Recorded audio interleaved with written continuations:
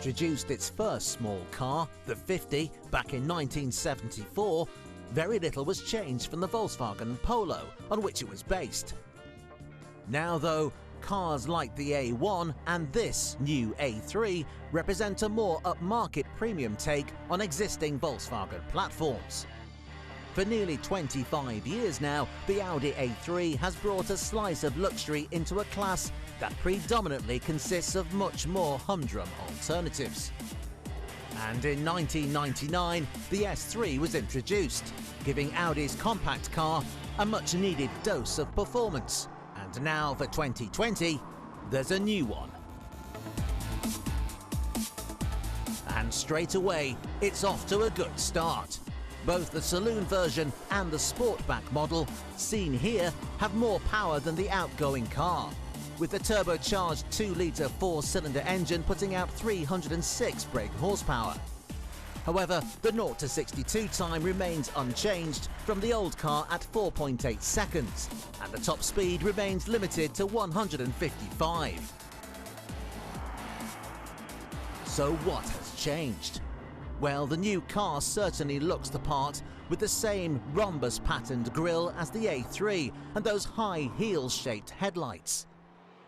All models can be fitted with matrix LEDs on request, with up to 15 segments, 10 of which form vertical bars like a video game loading screen. The whole car manages to look meaner and more muscular than before, with bigger intakes and a sporty diffuser housing 4 Casimir exhaust pipes, marking this apart from standard A3s. Inside, it's all very hot hatch, and different enough from the regular A3 to make it feel that bit more special. It has a new compact shifter, fancy sports seats with upholstery made from recycled materials, and high-quality aluminium and carbon inlays throughout. It also gets Audi's superb new infotainment system. Its computing power is 10 times more than its predecessor, and it has an integrated Wi-Fi hotspot. It seems then that the new S3 is more of what we've come to expect from fast Audis. Well built, beautifully trimmed, and much cooler to look at than the standard car. But it's not the only all-wheel drive German hot hatch on the market. This is the new Mercedes-AMG A35. Like the Audi, it's a tuned-up version of a mainstream hatchback with plenty of go-faster bits bolted on. It too gets a turbocharged 2-litre motor, putting out about the same power. It's a tenth quicker to 62 though, and it's a car with 2 distinct personalities. Most of the time, you'd be hard-pressed to distinguish it from a regular A-Class. It gets the same gorgeous tech-filled cabin, albeit with a few bespoke AMG touches. It drives normally too, like any other hatch, but play around with the driving modes and the baby AMG soon turns into a bit of a monster. The acceleration feels rapid, with the sensation of speed helped by the barking exhaust note. So both cars are very similar, and the similarities continue with the gearbox and powertrain.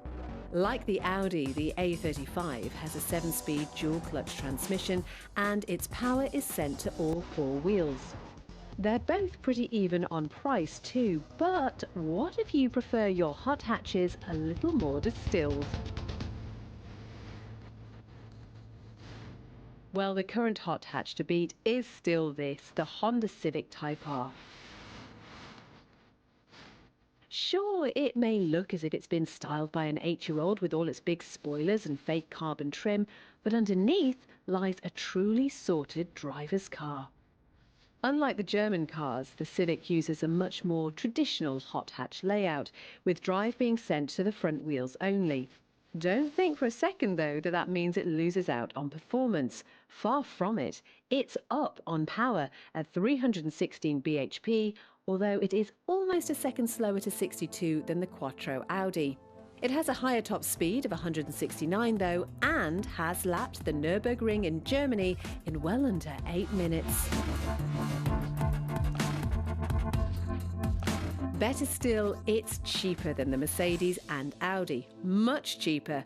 Entry-level Mercedes A35s come in at over £35,000, while the Audi starts at a little under £38,000. The Honda, though, starts at just under £31,000.